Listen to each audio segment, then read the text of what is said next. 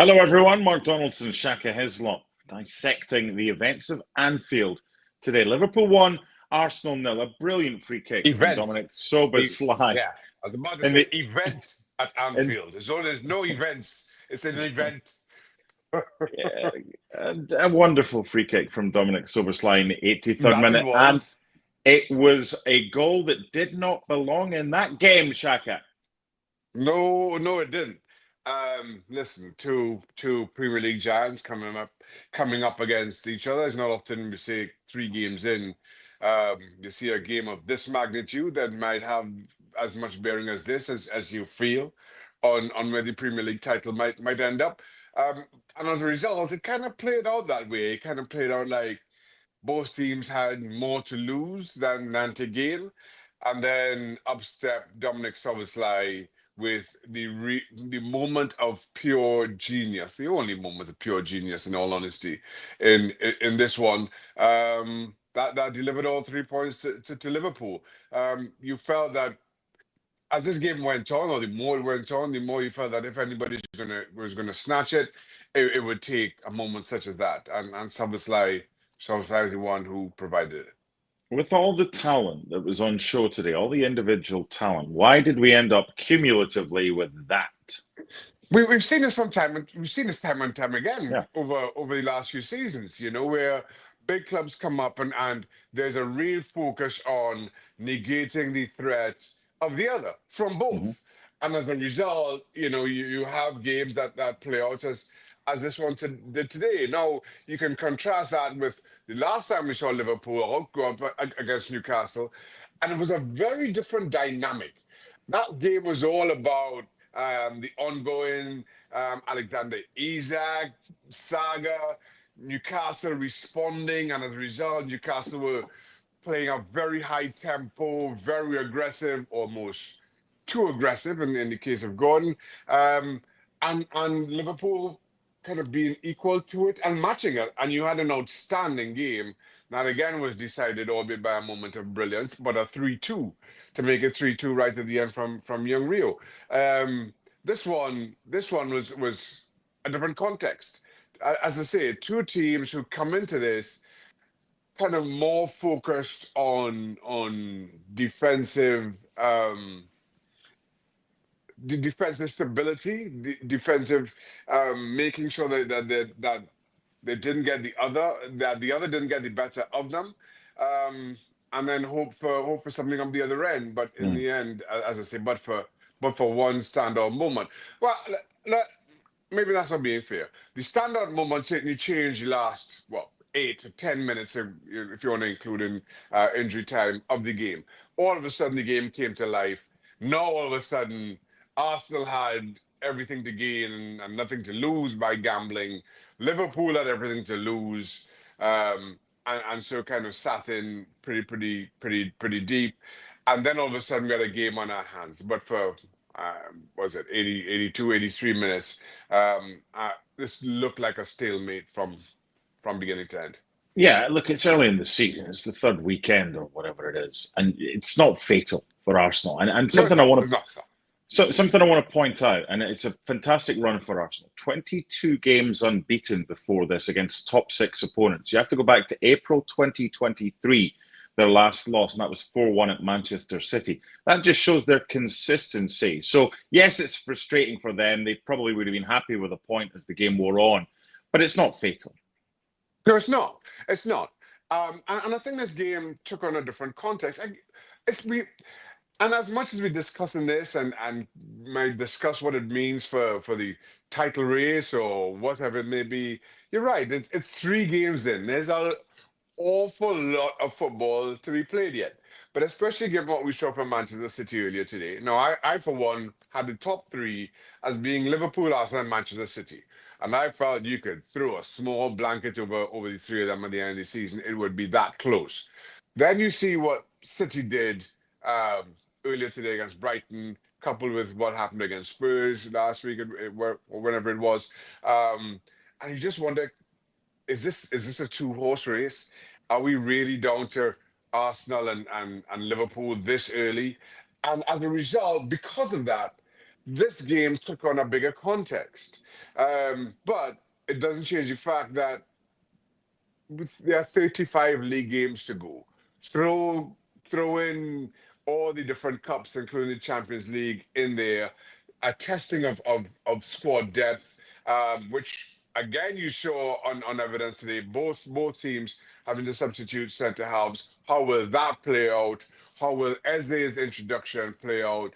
He brought off the bench with 70 minutes. You're expecting to play more minutes, of course, as we go forward.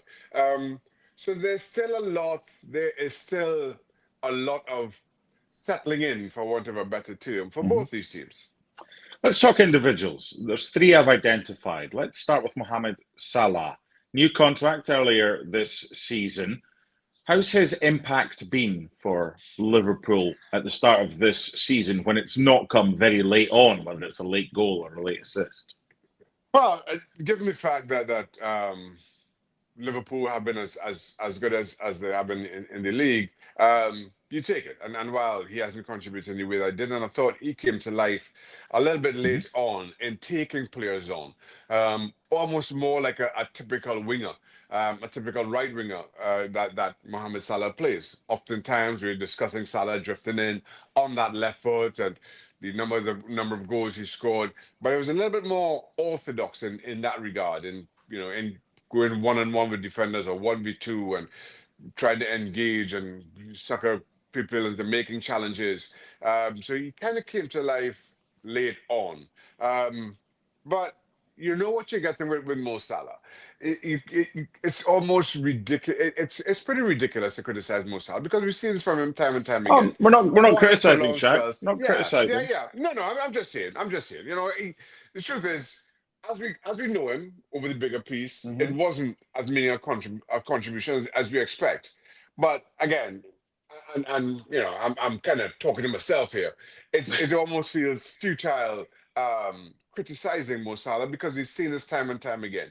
He will be quiet for 83 minutes and then pop up with the most incredible finish. And he's the difference. He is so often the difference between Liverpool drawing or losing and walking away comfortably with 3 points. So I'm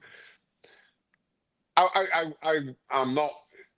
Anything that happened today is not going to make my Mo Salah highlight reel, but that doesn't mean that he is any less impactful or important to Liverpool. The point you can look at is that Liverpool won a game when Mohamed Salah wasn't at his best again. That's a worrying sign for everybody else in the league, because when he hits these straps again, then watch out.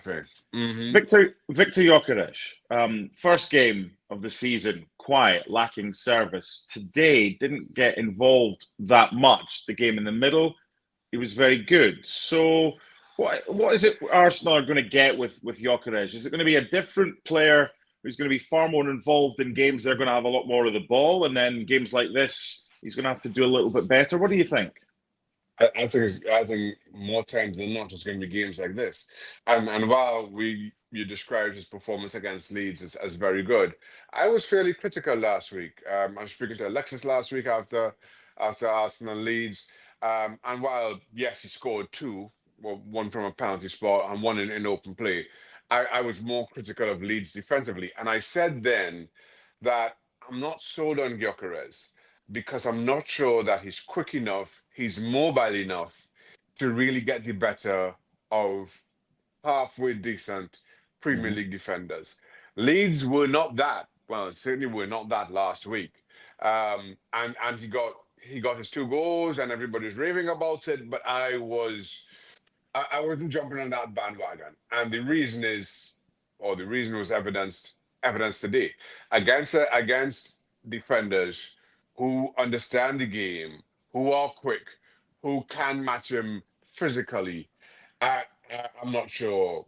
I'm not sure he's going to be a factor in those games at all. And let's be honest, he wasn't today at all.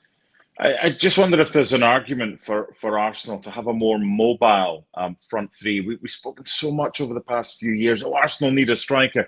But is there something to be said for games like this where you want a bit more mobility rather than a target man? You've got Eze now, you've got Saka to come back, you've got Madueke, you've got Martinelli, Trossard, depending on what happens to him. Hmm. Is it might be a case in the bigger games that Arsenal and Arteta look at maybe more mobility rather than a target man? But also today, I mean, in Arsenal's defense, maybe you can make the argument that had everybody been fit, Yeah. this front three come front four could be very different. So while you have that big physical target man, you could have Saka on the right, Eze on the left. You could drop Odegaard through the middle as the creative spark. If you wanted even more legs, you could tuck Eze through the middle, bring and have Martinelli on the left hand side, and then you have a ton of running in behind, a ton of very direct and skillful running in and around, well, behind and around Gyökeres. So there are options there for Mikel Arteta if everybody's fit. Not well, clearly Saka injured out for a few weeks yet. As is only just signed and just getting his feet sorted with Arsenal. So there's a lot that can change that maybe brings the best out of Gyökeres, or at the very least the best out of Gyökeres' role Mm-hmm. in Arsenal's attack. The other player I wanted to have a chat with you about is Florian Wirtz. Brilliant in the Bundesliga with Leverkusen. Some players take a little bit longer than others to settle into to new surroundings. Is the message from Shaka Hislop to Liverpool fans, don't panic, he'll come good?